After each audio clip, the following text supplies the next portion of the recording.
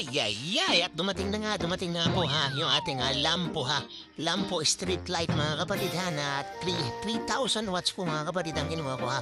999 lang po ha. At saka yung 5,000 naman is parang 1,200 ha. Actually, ang kukuhanin ko talaga ay 12. Pero kumbaga, nag-testing lang ako ng 6. 5 ata.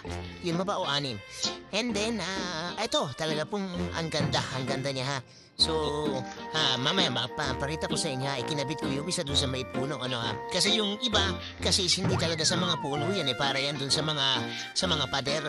Kaya lang hindi pa dumarating yung aking, yung bakal na bilog na paglalagyan. So, for the meantime, tinesting ko yung isa sa puno. So, ayan na, kompleto po siya, may mga tornilyo siya, may remote siya, saka yung pinakaleeg niya, kumbaga ano ha.